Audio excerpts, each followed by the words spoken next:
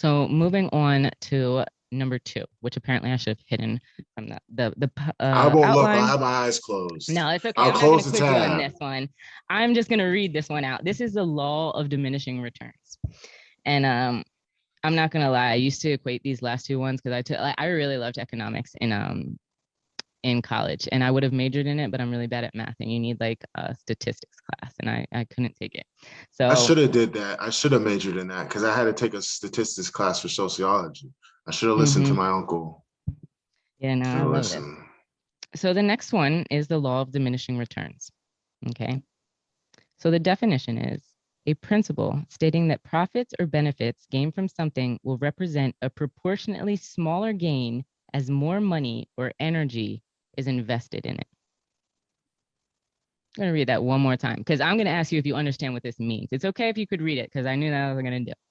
So the law of diminishing returns is a principle that states that profits or benefits gained from something will represent a proportionately smaller gain as more money or energy is invested in it. Do you know what that means? You're putting a lot of energy into something that is not going to give you the gains that it deserves. The juice is not worth the squeeze, is what I took from it.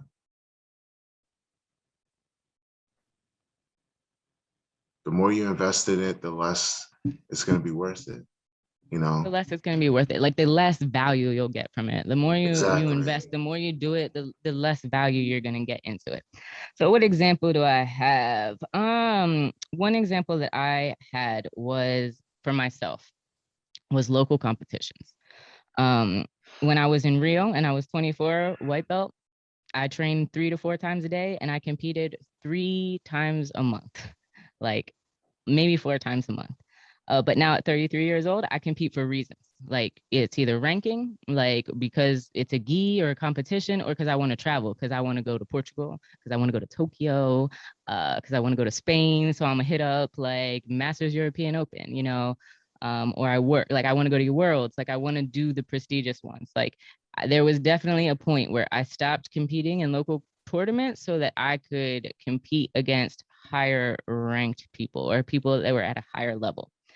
And the value of just going against the same people in the same area and the same people in the same area, it wasn't helping as much. You know, going out against different people really allowed me to get better returns on my competition. You know, if I was paying like $100 and going to IBJJF, I would have 10 people in my bracket as opposed to fighting the same 2 people I fought 10 times, you know?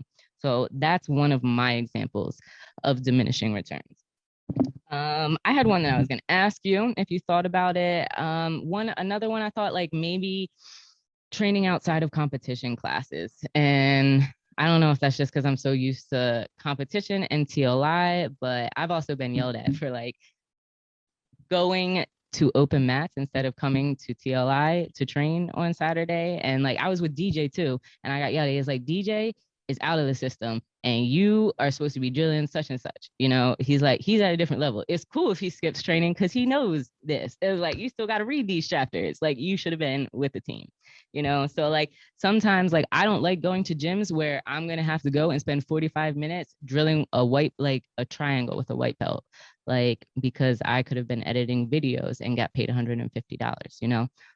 So that's a diminishing return for me. I want value added to my training. You don't have to be on every ship that sails.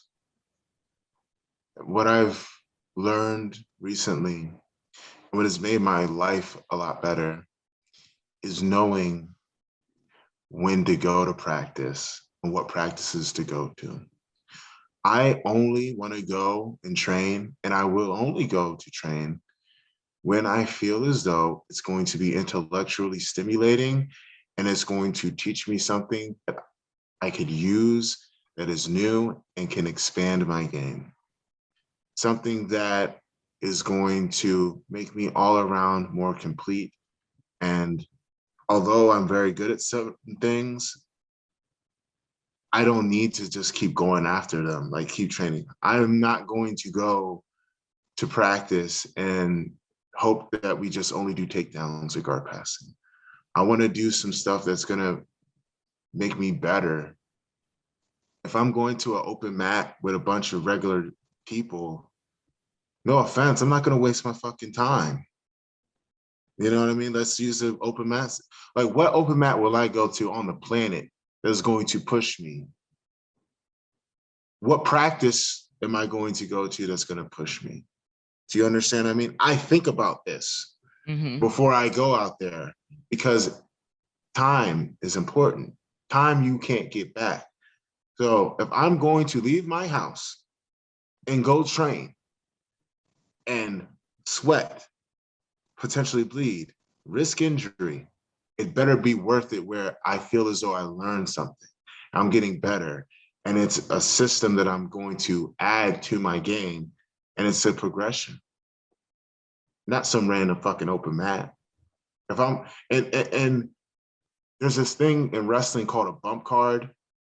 Like in pro wrestlers, they call it, it's like there's only so many bumps and falls you can take, right? So make them count. There's only so many rounds that you can get into jiu-jitsu before you mentally, emotionally, or physically burn out. There's only so much time that you have. Make the shit count. Facts.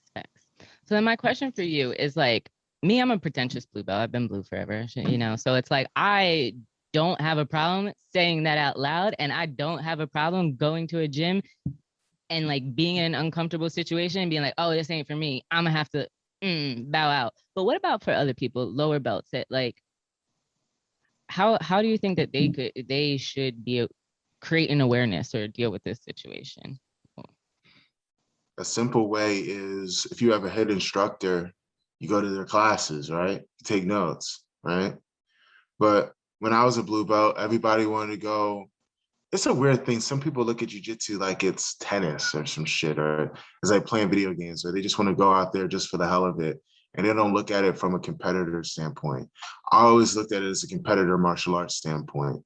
So if I'm training, I want to make the most of my training. So if I'm still coming up, I'm going to go to the classes where my head instructor is and learn from them. You know, if I'm in practice, I'm going to drill a lot. I'm not going to go and chit chat. Would that answer your question? Yeah. Like, go to your instructor. I think it's very important to have like the relationship with your instructor, because when I trained at Beta, like,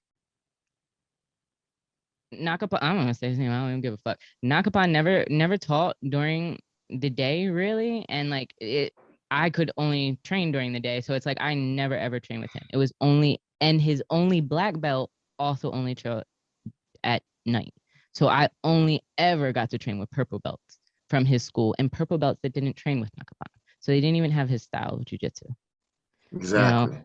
And like, so I never really felt comfortable at that gym. I didn't feel comfortable talking to him. I didn't feel comfortable talking to his like money hungry business partner. And there was a point where I had to tell him, like, I didn't want a belt from him because I don't know you. And like, and I never felt comfortable. Like, I haven't been to TLI in like a year. And like, I've been texting Master Lloyd all day, and I talk to him all of the time, and like, and I haven't trained because I'm injured. Like, I'm hitting him up for business advice, like for anything. Like, we have that relationship.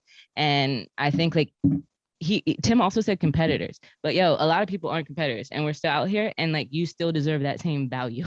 Like, just because you're not a competitor doesn't mean you shouldn't be learning good jujitsu. Like, you shouldn't be learning how to defend yourself. Like, I have teammates that have no fucking sense, not teammates from TLI. I train with people that have no sense of like their balance, their base, like, and it's because they're awkward. Like, people nowadays, they don't move around. So I think it's important, like, that you have that bond with whoever is teaching your class. Exactly. I think that's really important, because then they're the ones that are going to be able to tell you what is best.